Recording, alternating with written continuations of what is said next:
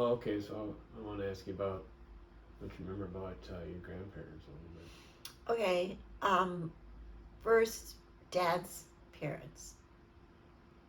Um, Sardinia, Ohio. I remember, of course, when we were driving down there to visit, there were no freeways or anything. And it felt like it was a really long way. And the roads were curvy and hilly.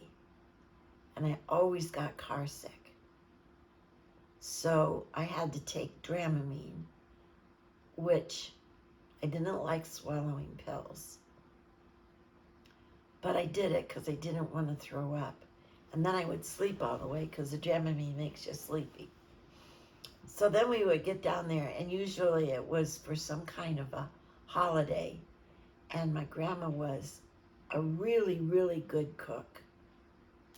And the best thing she ever made was yeast rolls, and they were like what you call cloverleaf rolls because you would have three parts to them. You'd make three balls and put them in there, and they would rise, and then you could pull it apart. And they were the best rolls I have ever eaten in my entire life. And when we were little, and we went down there, and I think until I was probably 10 or 11 years old, they had outdoor plumbing. You'd pump. If you needed water, you'd go and pump on the pump, and there was an outhouse. And then as my grandparents got older, the children got together and put indoor plumbing. So there was an indoor bathroom and water into the kitchen so that she had water at her kitchen sink. And she was really a good cook. The other thing she really made that was good was her mashed potatoes. And they always had a big garden. Big garden. So there was always fresh. I remember the green beans too, the fresh green beans.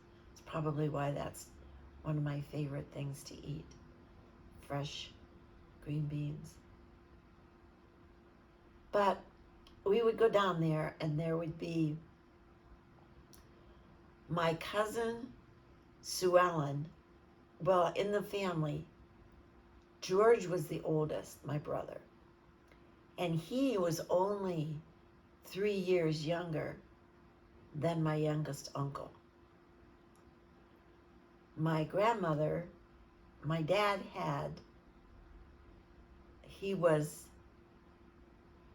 my dad was the third oldest. It was my Uncle Howard was the oldest, and then my Aunt Ellen, and then my dad, and then my Aunt Margaret, and my Uncle Byron. And then years later, Clyde, who was called Junior because that was my grandfather's name. We always just called him Junior. And then George was born 3 years later. So when we went down there to visit, Clyde was like, my uncle was like one of the kids. And then of the grandkids, George was the oldest. Then there was my cousin Sue Ellen, who was Aunt Margaret's daughter. Then there was me. And then there was Byron's son.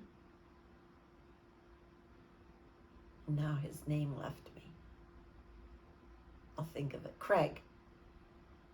And we didn't see much of Craig because my Uncle Byron, he worked on the nuclear project in Tennessee, Oak Ridge.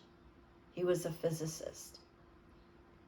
And then they moved to Texas, and he worked for some airline or airplane manufacturer or something in Texas. So they didn't often make the family gatherings at my grandparents'. So then after Craig was Judy, and then my cousin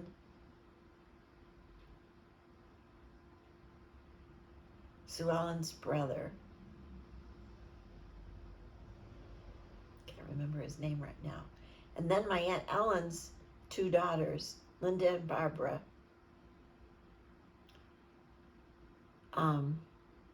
were the youngest. So what did we do? Well, the adults sat around after the big dinner. Well, they had old games. I mean, old. These were games that my dad and his brothers and sisters played, board games and card games, because that's what they had to do. They didn't have. I mean, Sardinia is an itty bitty little town. And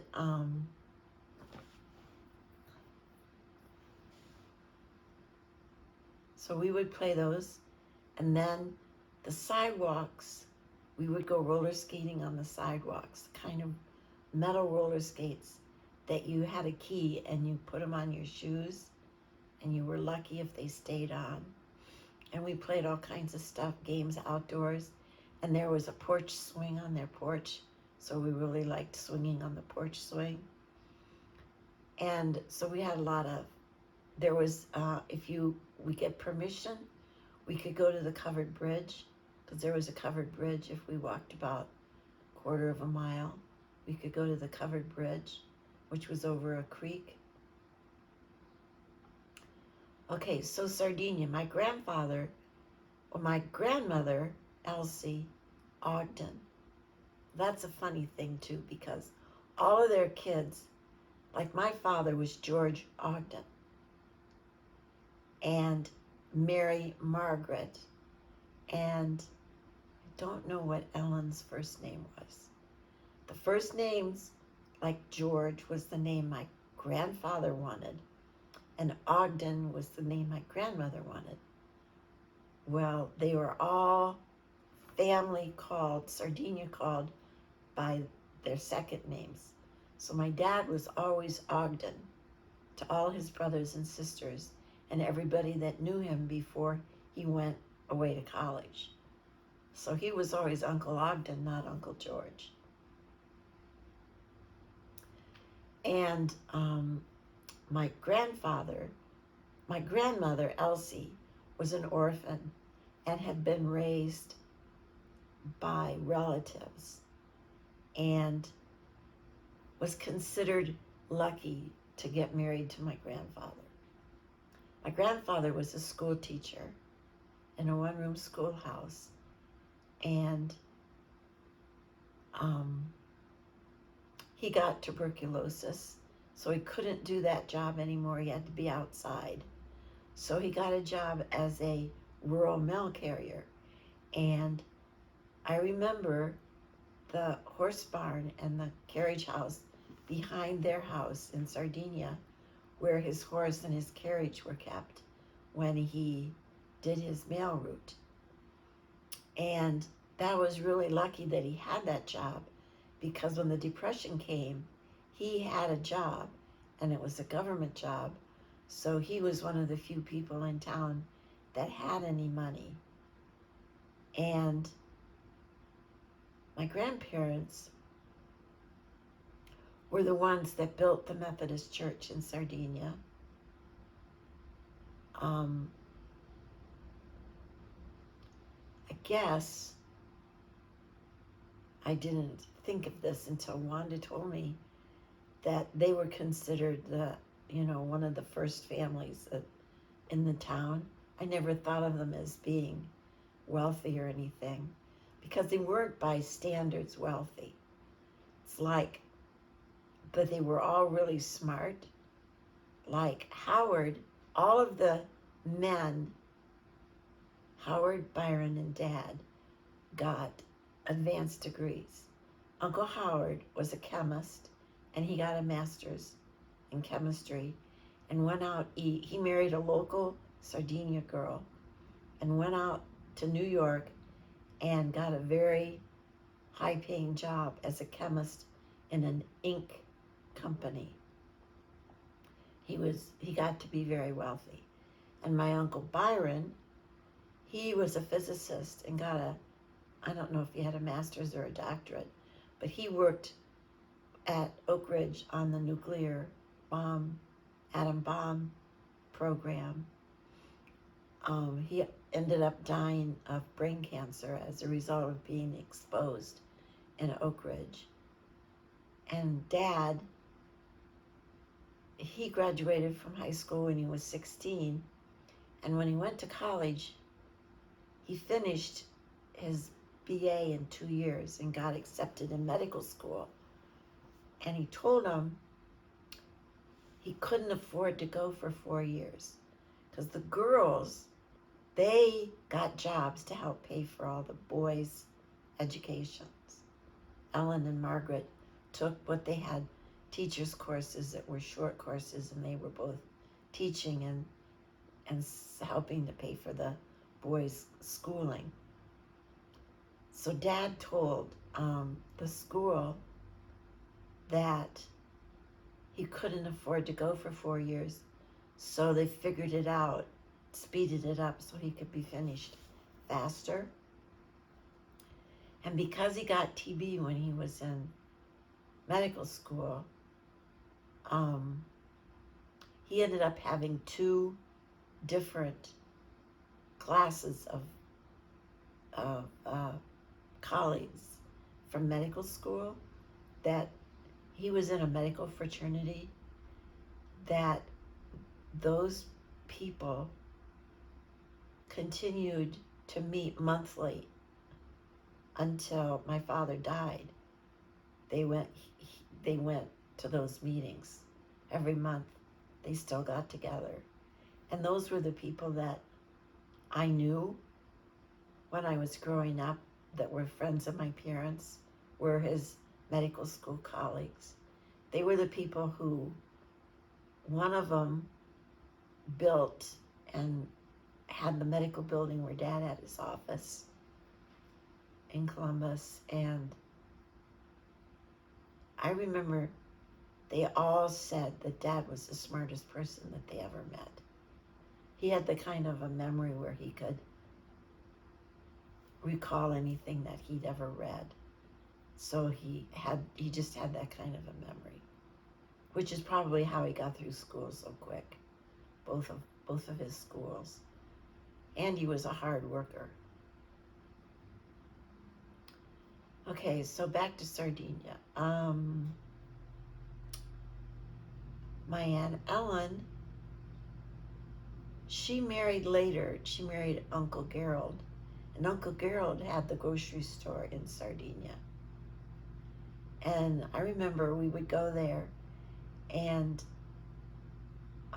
buy canned goods by the case, and like corn and all the different things that you would get in cans, canned fruit, canned vegetables. And those would be in that room that I talked about in our basement. There was shelves on one wall, and there was always canned food in there. And one of the things, when I would have a slumber party and my friends would be there, one of the things we liked to do was get a can of Bing cherries. Go in and get cans of Bing cherries and open them and eat them.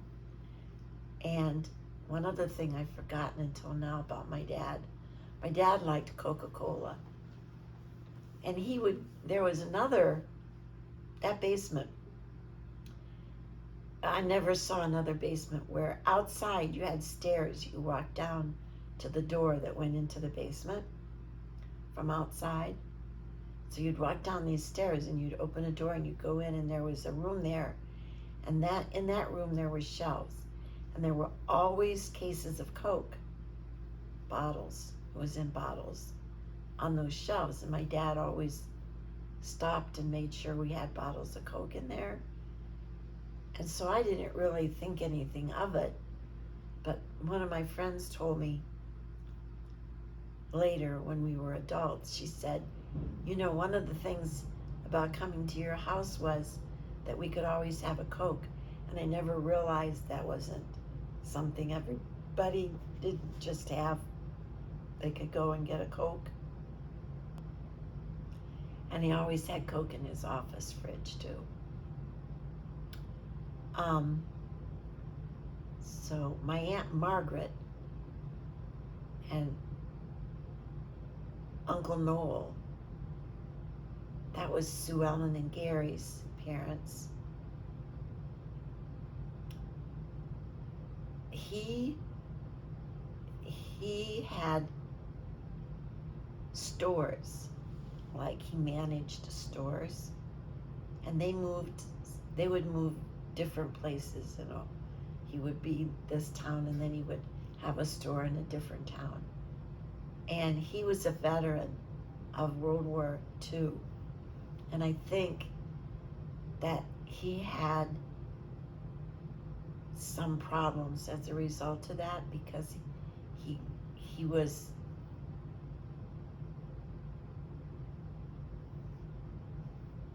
I don't know why I think that. It's just an impression I got as a kid.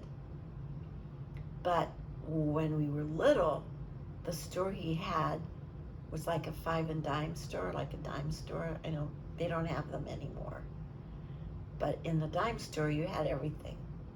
It was like a Kresge's store, and you could buy they had everything in there. And always in the middle was like a square, and glass cases all around with candy. And you could penny candy, and you could see it, and there'd be a clerk in the middle that would get you what you wanted and put it in a bag and weigh it or count it and give it to you. So when we were little, that was, we'd always go to Uncle Noel's store on a Sunday when there was nobody else there.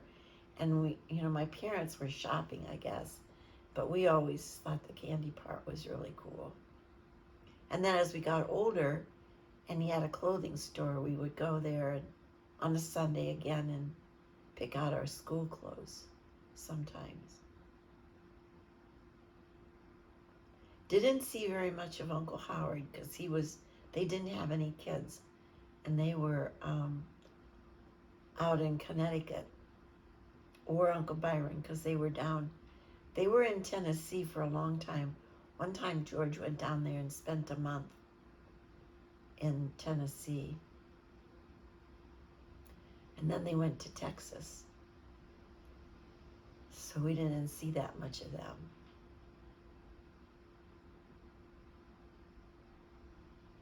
And my mom's parents, they lived in Port Clinton, which was up on the lake.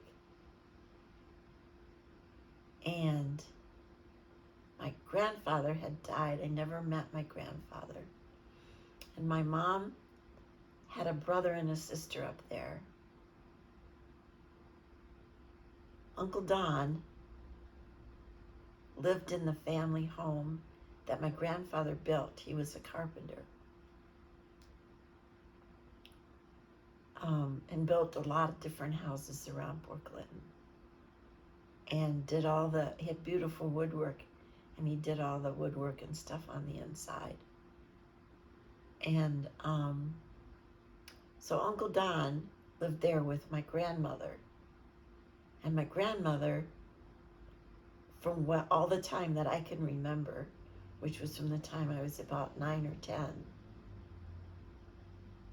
had really severe rheumatoid arthritis. Her feet and her knees and her hands and her elbows were just terribly deformed from the rheumatoid arthritis. So she was in pain a lot of the time. And when she would come to Columbus, frequently it would be for my dad to get her to see a doctor to help her get some relief. And at the end, she would be in a wheelchair, and then she couldn't get out of bed. So because of her pain, she was really crabby. It was very difficult for her. But I remember sitting at the kitchen table, and as a kid, 10 or 11 years old, and giving her manicures, because she liked to look nice, and that was something I could do for her that she couldn't do anymore. And so my Uncle Don didn't marry until he was pretty old. And before that, he came down once. He was also a carpenter, and he came one whole summer and built all the kitchen cabinets in our kitchen.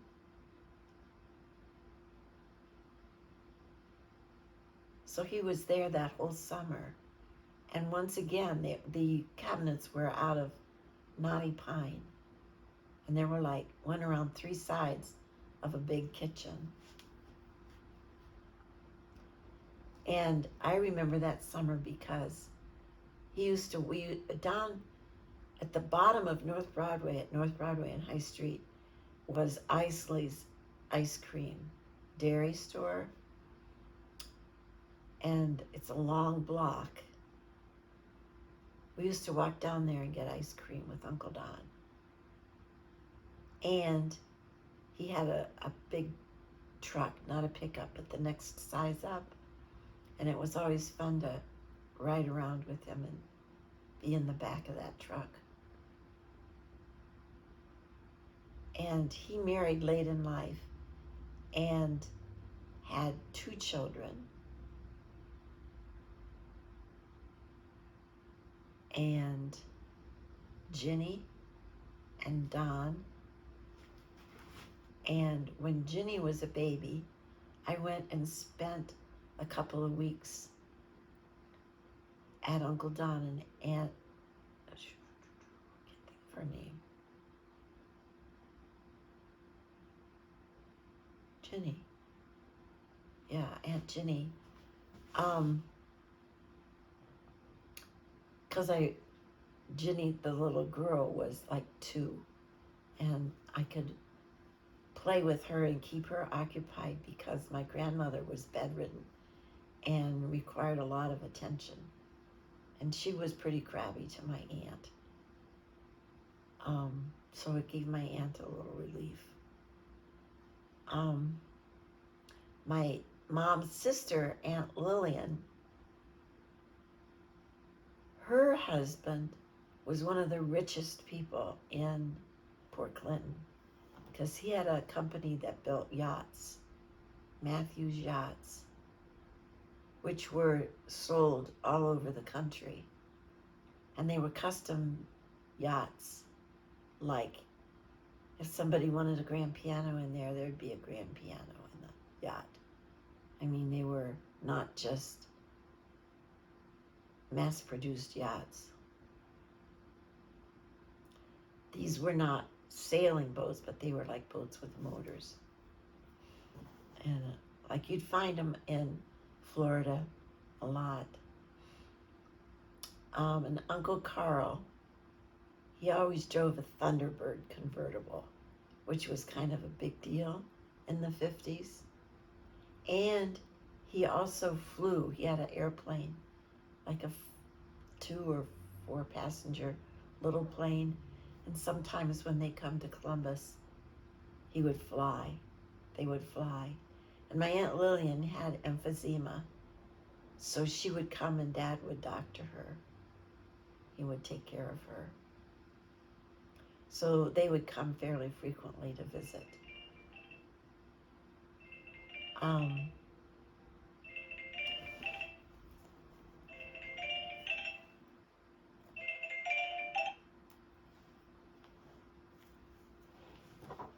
Let's see.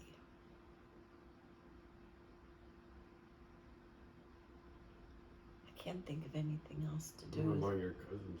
What do you remember about Gary? I remember seeing him in California. Gary was. He gave me a sip of his Bloody Mary when I was 11 or something like that. Gary. What year did we go to California and meet Gary? Oh.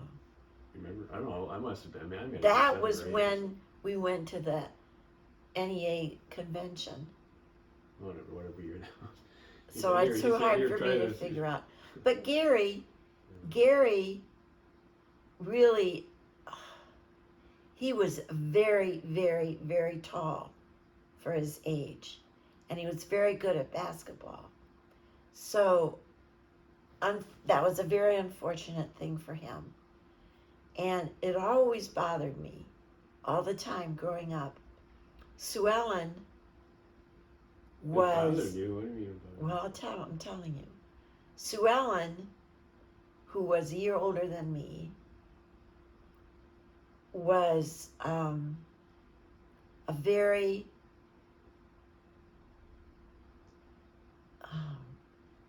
energetic, vibrant person. And she picked on Gary all the time. And the kind of picking on, putting him down, picking on. And it bothered me a lot. One year, the year that Kennedy was nominated to be president, I spent about 2 months that summer at my Aunt Margaret's. And so I got to see firsthand. So I was in high school, a senior, going into my senior year. So Gary would have been like maybe, let's see, a freshman or younger. And I remember talking to my Aunt Margaret and saying, you know, because I was so upset about how Sue Ellen picked on Gary all the time and put him down. And because he was so tall and looked, from the time he was little, people always thought when he was 2 that he was 4 and expected him to act like he was 4, but he was 2. So unrealistic expectations. And then when he was in high school, because he looked older, he could go in and buy alcohol for his friends and wasn't questioned because he looked like he was old enough. This was before they had really strict rules about all of that. So he got into smoking and drinking and a lot of things at a young age and he got under the influence of, I don't know, it just bothered me because I think he was like, to me at that age, it seemed like he was an innocent that got taken advantage of by people that were older and knew more and should know better than to do that. And he came and spent a summer with us because he was doing a basketball camp at Ohio State. And also I think they wanted to get him away from some of those bad influences that he was with. But I think that made his life really hard. He was always really likable and nice person. I never had a bad experience with him.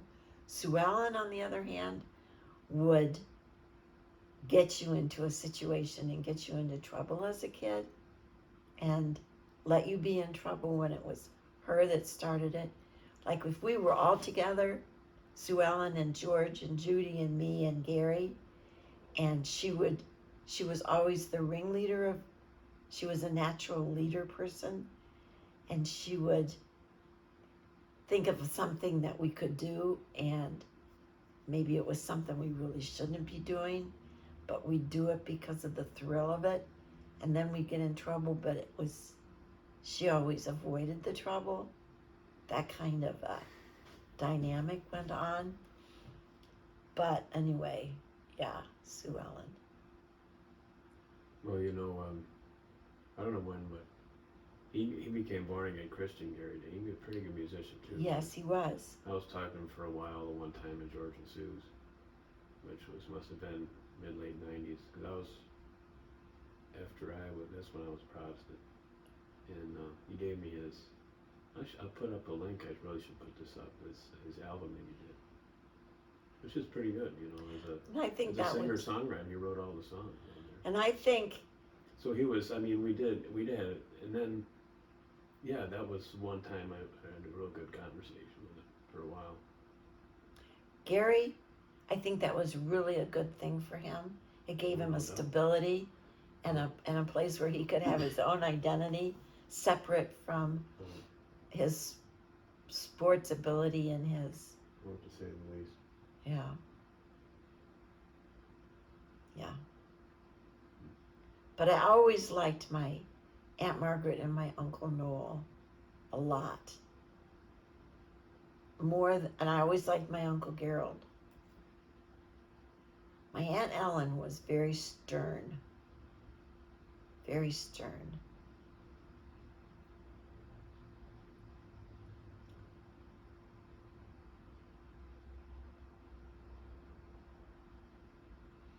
My Uncle Don was great. He was just really great to be around. My mom's brother.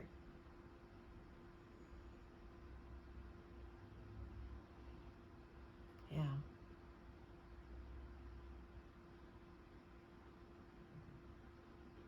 Craig is my cousin in Texas who got really interested in genealogy and did a lot of research on the whole family.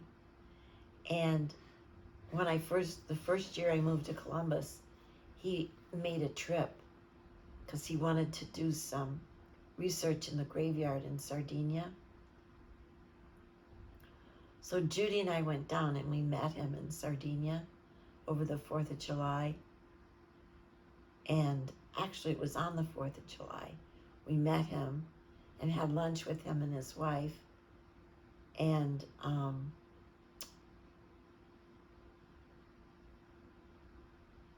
then there was, we went and knocked on the door of the house where my grandparents had and asked them if they would mind if we looked around. And they didn't.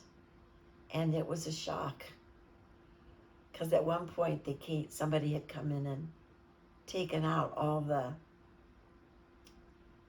valuable architectural parts of the interior of the house. And because there was some really beautiful woodwork and stuff that was in there. So yeah, they were very nice though. And we had a really good visit with Craig. And Judy kept really close because she's the one in our family, of siblings, that really was interested in the genealogy. So they communicated a lot about the history of our family. Seems like Judy's the one doing that, yeah. Yeah, she's been really interested in that.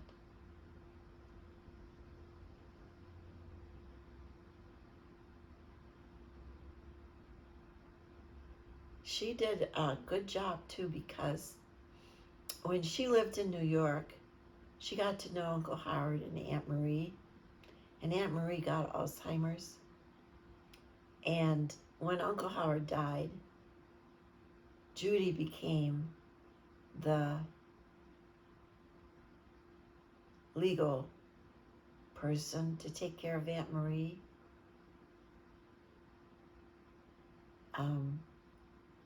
To handle the financial and all the things to take care of Aunt Marie. And she did a really good job because she lived close enough she could visit her at least twice a week. She would go and visit her and make sure she was in a good situation and being well taken care of. And then she had to close down her house and take care of all that stuff that had to be taken care of after Uncle Howard died. Aunt Marie had to go into a care center. So, yeah, she did a really good job of taking care of all that. Well, all right. Maybe anything else on your aunts, uncles, cousins? Oh, you wanted to talk about that? No. Well, mostly just the two sides of your family and whatever comes to mind. Nope. Okay, that's a good one. That's a good episode, I guess. Let me take a break.